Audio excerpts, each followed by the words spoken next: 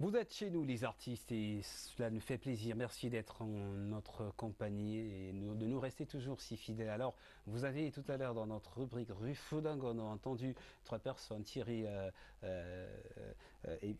Serge Mabouma et puis aussi Harold Ketchimen, auteur de Les icônes de la musique camerounaise, qui parlait avec beaucoup d'émotion. On rappelle plutôt que Charles Lembé a 7 albums et non 2, 7 albums, même s'il est vrai que Serge Foot, généralement, les premiers albums sont les vrais albums, autant le dire peut-être. C'est pas forcément les premiers, mais le tube. Le tube qui a marqué. On l'oublie pas. Oui. C'est-à-dire que il en va de la musique comme des livres et autre chose. Quand vous avez eu un succès, il vous donne une carte d'identité, il vous donne une empreinte artistique, et partout où vous irez, quel que soit ce que vous allez faire, on vous rappellera ça. Et c'est comme ça. Et parfois, il y a un auteur, c'est Kalis Beyala qui me le disait, mais Manu Dibango également, souvent la carrière d'un artiste, c'est l'idée première, qu'il ne fait que remettre tout le temps. Et pour le cas de Charles Lembé, pourquoi Thierry Sandio parle de 2 albums? Mais c'est parce qu'il y a 2 titres, Mabola et Motabinama, qui ont marqué l'histoire, irradié totalement. Des générations de chanteurs ont fait leur voix dans les cabarets et autres en reprenant Charles Lembé, ce qui est assez important. Vous avez parlé d'empreinte, je nous suggère de parler justement de la marque, ce qui a fait un peu l'identité remarquable de ce Charles Lembé sur la scène musicale du Cameroun et continentale. Mais vous avez parlé d'auteur, je vous propose pour ne pas oublier une lecture, Harold Ketchimen, Les icônes de la musique camerounaise. Merci, c'est peut-être première lecture de la couverture. J'aime surtout le graphisme, et vous voyez comment c'est bon les balafons devant. Alors moi j'en fais autant. Merci. Merci infiniment. Maryse Condé, Mai et Merveille. Alors pourquoi Mai et Merveille? Simplement parce que il me souvient d'avoir suivi, je l'ai acheté la semaine dernière, j'ai suivi une de ses interviews dans une radio internationale, et elle faisait un bon rapprochement entre les mets et les mots. Elle parlait de la cuisine des mets qui est similaire à la cuisine des mots. Donc on écrit un livre comme on cuisine. Et moi, en parcourant c'est pas un roman, qu'elle se raconte, ce récit sur elle-même, cet autoportrait, eh bien, elle parle de ce côté cordon bleu, Maryse Condé, pas dame de littérature, d'écriture, de plume, mais plutôt une femme qui est une femme du fumet, de la cuisine, des bonnes saveurs. Alors, c'est un joli grand écart entre l'Afrique et la Guadeloupe, un grand écart sur l'océan Atlantique et Pacifique à la fois. Maryse Condé, Mets et Merveilles, bon à lire, Nobel alternative, prix de littérature de la Nouvelle Académie. On en reparlera beaucoup, avec beaucoup de plaisir, Serge Pout. Mais non, dans l'art de se comprendre cet immense Charles Lembé, en 3 temps, son parcours, son identité musicale, en solo, autant le dire, et peut-être aussi parler de l'homme orchestre, et pour finir par évoquer sa petite escale de sa vie dans le cinéma. Commençons par ces images-ci. Vous avez, hors micro tout à l'heure, fait remarquer que c'était l'un des pionniers aussi du cabaret. Il a été à l'école de cette pratique musicale. On rappelle qu'il a été le premier à créer, il a créé dans les années 60-70 à Paris, le premier club, l'un des plus célèbres clubs africains qui s'appelle La Plantation, et dire que cette plantation a fait pousser, a produit de grands fruits, notamment lui. Oui, je pense que pour prendre la métaphore de la plantation, on doit dire qu'il s'est implanté là-bas, en Occident, à partir de 55, mais il a pris d'abord, il a appris au Cameroun. À travers les cabarets, il était chanteur de cabaret et on l'appelait Carlos Lembé. Et vous voyez un contraste net entre l'homme qui reprenait les chansons en vogue américaines et le compositeur doux. Parce que lui, c'était des chansons très douces qu'il proposait avec ses doigts et sa voix. Comme disait Serge Mabouma, il ne forçait pas, il ne cherchait pas à être un grand vocaliste ou être un musicien virtuose de la guitare. Mais c'est la mélodie qui suintait carrément, qui sortait de sa bouche et de ses doigts. quelle est son identité? Mais c'est la simplicité. Et vous parlez d'un temps que les moins de 40 ans ne peuvent pas connaître. Je vais suggérer à Yves Billeguet de nous reprendre le bout de clip qu'on a écouté en introduisant cette émission. Peut-être ça va nous remettre dans le chant mélodique et dans la voix de ce Charles Lembé qu'on peut apprécier encore avec beaucoup de joie. On parle d'un Charles Lembé qui aura été... qui aura fait ses premiers pas en Konsamba, à Douala aussi. Ouais. Mais je voudrais quand même que vous insistiez sur la marque qui est la sienne dans la révélation d'autres talents. On a Ekambi Brillant, des gens qui lui ont prêté compagnie. Non, mais je veux dire qu'ils étaient singuliers. Oui. Les artistes du Cameroun, au lendemain des indépendances, avaient la particularité de ne pas se reprendre. D'abord de s'appeler de leur nom, les noms patronymiques. Vous avez Emmanuel Dioké Dibango, Manu Dibango, vous avez Emmanuel Boiletin, c'était pas un surnom, Charles Lembé, c'était pas un surnom. L'histoire concernant le Makossa remonte à 1958, au quartier du côté de Bonadibon, voilà. C'était à Bonadibon, trois hommes, trois personnes qui étaient... Oui, qui avaient marre d'être totalement envahis par la musique étrangère. Il y avait Ebanda Manfred, il y avait Epembe Richard, Enele Youm.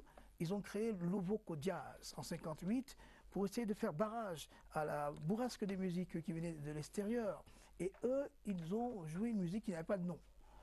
Après, quand Enele Youm part de là, il va, à la suite d'un show dans un bar, prononcer le mot Kossa et ça viendra Kossa. Mais ce que je voulais dire, c'est que chacun de ces musiciens avait sa couleur. Quand Manuel Guissot, qui l'accompagnait lors de son dernier spectacle, fait la musique, il joue avec Michel François, ils vont aider Toto Guillaume à avoir la poussée initiale en matière de musique. Et Camille Briand, et lui, il est en café-concert, là, il joue dans les cafés-concerts, il est le monsieur James Brown, il est Elvis Presley. Mais quand il sort son album, il va endogénéiser, il va enraciner les musiques d'ailleurs dans le Makossa, on a Ngonabo et autres. Donc Charles Lembé va peut-être influencer les autres, mais il va trouver donc des collaborateurs de la musique qui visent chacun à se faire une identité, une couleur. C'est pour ça que Ebalotin ne sera pas Charles Lembé, ni Charles Lembé un autre, mais il est inspirateur, comme a dit Toto Guillaume, de beaucoup d'autres, sur un élément fondamental qui a été le partage de tous les musiciens dans le monde entier, la mélodie. Et chez lui, la particularité, c'est la simplicité dans le jeu. Charles Lembé est simple, musique dépouillée, et le dépouillement, il faut le savoir en musique, quand vous avez la grâce d'être un bon compositeur, d'avoir une bonne mélodie, si vous l'encombrez, vous tuez la mélodie. Avec la simplicité également, le cri de la liberté et beaucoup d'humanité, notamment son titre « L'être humain », Motabenama, dont on va revoir l'histoire tout à l'heure dans le zapping de l'histoire, à travers les différentes versions, on en a connu avec Bébé Manga, et plus jeune encore ici, Rénis et d'autres voix qui ont moins de 30 ans. Vous avez évoqué cette ère de la liberté qui remplissait ces chansons, peut-être fort de ses influences avec le Congo belge, Joseph Kabasele, et puis on dit que Charles Lembé avait l'habitude d'écouter Radio Congo belge, et donc il diffusait beaucoup des chansons congolaises. Il y a donc peut-être cette proximité dans le sens et la sensibilité musicale avec ce Congo. Je voudrais quand même aussi remarquer un fait, relever un fait, et ça c'est un article de presse. La France, là où sa carrière a pris son envol. Et c'est lui qui dit « Je suis parti en France continuer au lycée et les difficultés financières ont fait que je commence à jouer dans les restaurants. » Vous en parliez tout à l'heure. En 1959, j'ai rencontré un producteur, Jean-François Quivreux, qui recherchait des jeunes artistes amateurs parce que Vogue voulait faire un catalogue d'artistes africains de l'indépendance programmé en 1960 pour les indépendants, justement. Et c'est Charles Lembé qui est allé rejoindre Manu Dibango 10 ans plus tard. C'est la même cuvée, c'est peut-être le même envol par la France. Bon, c'est discutable. Non, c'est des parcours différents. Oui. C'est le même. Ce qu'il y a de. Mais des talents qui vont éclore là-bas. Oui, mais s'il y a quelque chose qui les regroupe, c'est l'indépendance. c'est que chacun, étant en Europe, apprend qu'enfin on va être libre. Et donc, vous voyez, quand vous faites un arrêt sur ou compulser les musiques de l'indépendance, vous allez vous rendre compte qu'elles sont remplies de joie. Chacun veut raconter, participer à ce grand élan qui traverse toute l'Afrique. Et c'est pour ça que Charles Mbé va retrouver Manu Dibango, le Grand Calais, Kabassalé et autres. Tous ont chanté l'indépendance, ces grands moments.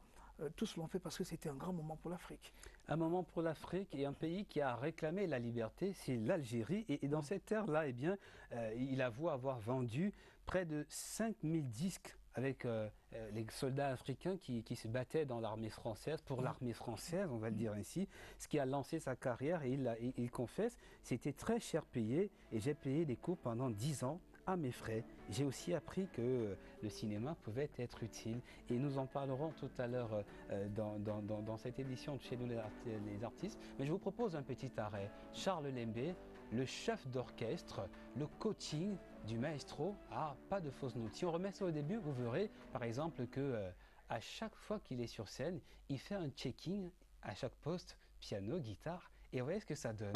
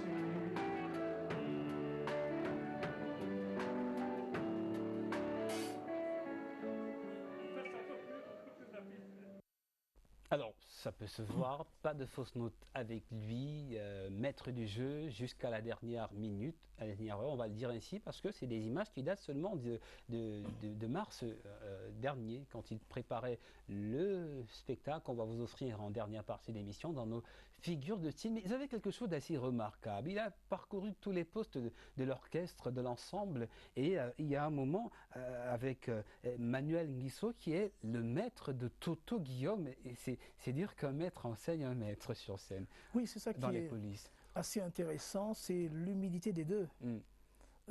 Parce que Charles Lembé connaît Manuel Nguisso très bien. Manuel Nguisso fait partie de ceux qui ont développé le Makossa. Lui, c'est à partir de 68, hein, 68-69, Mixengo François, et c'est lui qui...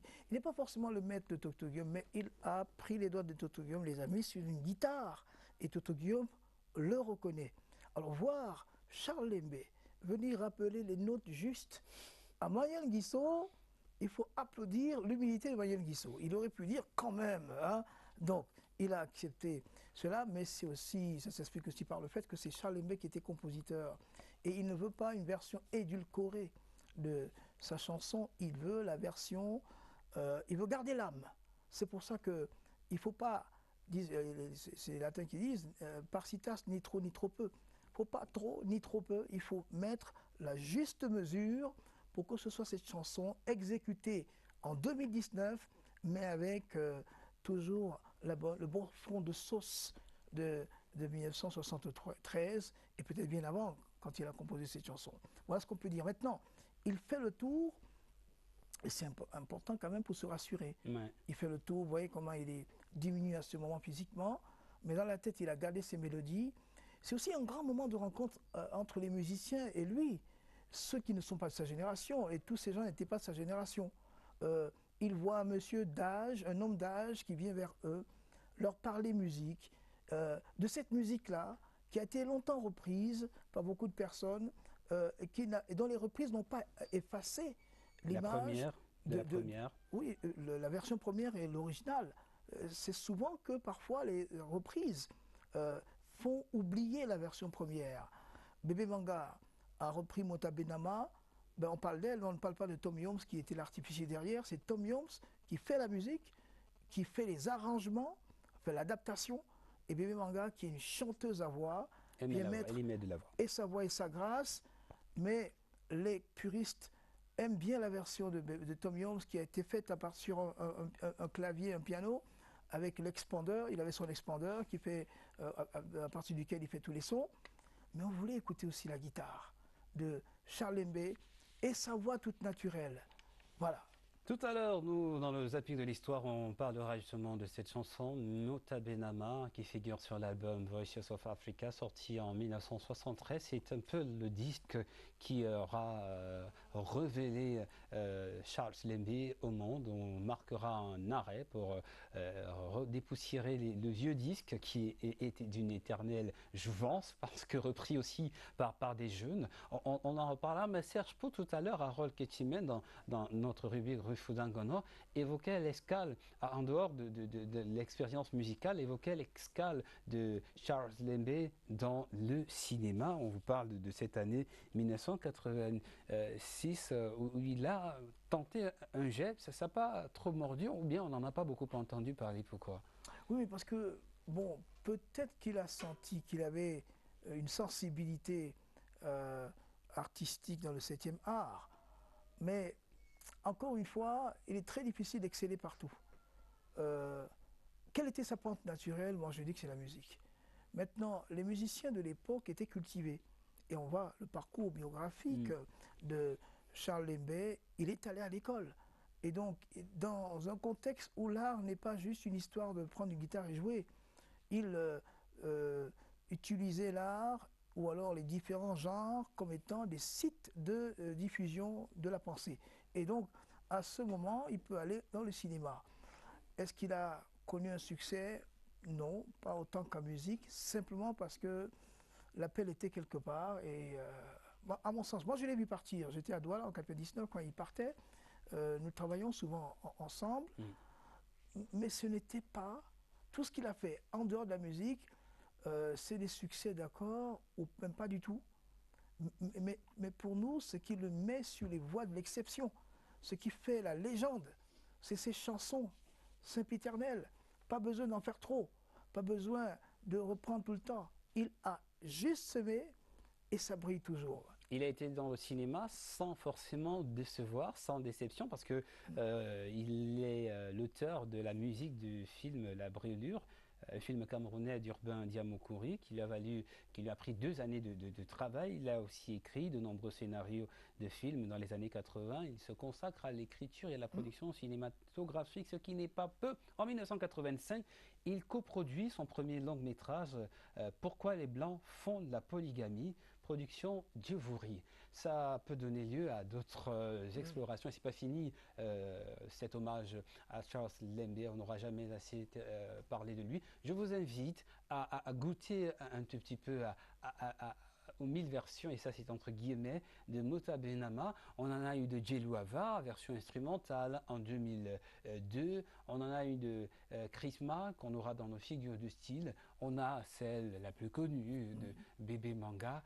Et encore et encore. Voici le zapping de l'histoire et on verra peut-être pourquoi une chanson comme celle-là a été tant reprise par cœur, pourquoi elle a séduit les cœurs et les voix qui l'ont reprise. Le zapping de l'histoire.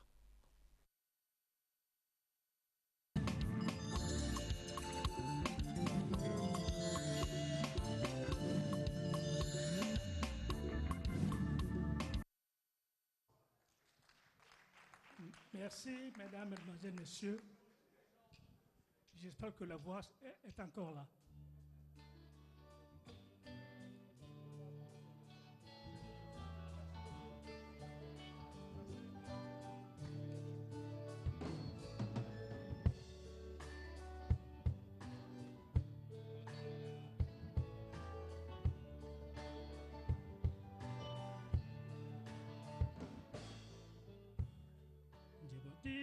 On vous propose le zapping de l'histoire dans quelques secondes, mais cet élément, vous l'aurez en fin d'émission, tout à l'heure dans les figures de style. Il s'agit de la dernière scène musicale de Charles Lembé. Pourquoi je prononce ce nom en anglais, je ne sais pas.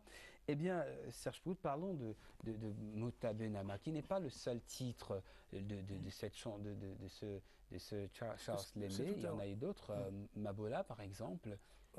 Non, quand on dit Mabola, en fait, qu'est-ce qui fait que Mota Benama soit très connu?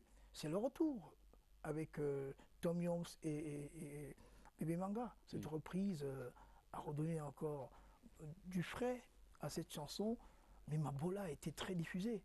Mabola a eu un grand succès de Charles Lembé. Donc voilà. Alors, je crois qu'il y a même d'autres titres dans son album. Lui, il a percé dans les années où on ne dansait pas comme on danse aujourd'hui. Hein. Nos jeunes consoeurs et nos jeunes confrères, on connaît ces DJ aujourd'hui, mais à l'époque, vous aviez un 45 tours géant, on mettait la chanson sur le tourne-disque, et ça tournait, et ça s'arrêtait, on s'arrêtait, et on reprenait. Ouais, le rythme lent de Charles Lembé, c'était comme ça qu'on dansait, et il n'y avait pas d'enchaînement au niveau des chansons.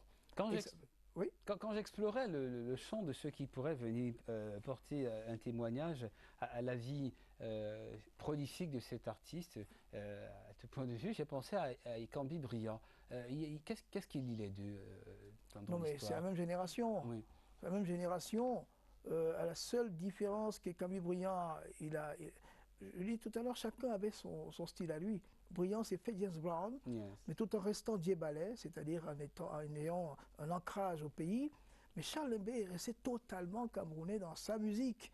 Il la joue, même s'il y a un élargissement sur l'Afrique. Vous savez bien que Charles Lembé, il a déclaré, il ne jouait pas pour le Cameroun, mais pour l'Afrique en général. Donc, Ikambi Briand, Charles Lembé, c'est de grands compositeurs, des chanteurs à succès, mais des chanteurs qui ont développé chacun son style à lui, son image à lui, et voilà. Donc, Charles Lembé, en dehors de la musique, avait tout un grand éventail, homme cultivé, homme de culture, homme, on va dire, assez polyvalent sur plusieurs théâtre à la fois. On rappelle quelques faits. Ce fils que Yabassi a vu naître et qui est devenu une icône de la chanson camerounaise, de la musique camerounaise, s'envole pour la France 10 ans après Manu Dibango, juste après le décès de son père. Sa carrière débute là-bas avec Écho du Cameroun qui sort en 1960, Voices of Africa 1973, le disque qui le propulse sur la scène mondiale et au rang des immortels aussi. Lui, l'ancien élève du lycée de Manengouba, où à 15 ans, il est chef d'orchestre. Il avait même encore son cahier de solfège, nous dit-on, nous apprend-on. Il a été influencé par la chanson française, mais également le mouvement musical qui remuait le Congo belge de l'époque, notre terre sœur. Oui, c'était la rumba. La rumba, voilà. Et puis, il est revenu récemment, seulement en août 2017 au Cameroun, après la disparition de son épouse. Il avait longtemps vécu en France, Charles Dembélé, immense dans l'âme, dans la création musicale et définitivement inscrit dans l'excellence musicale, peut-être la perfection, parce qu'il était très perfectionniste.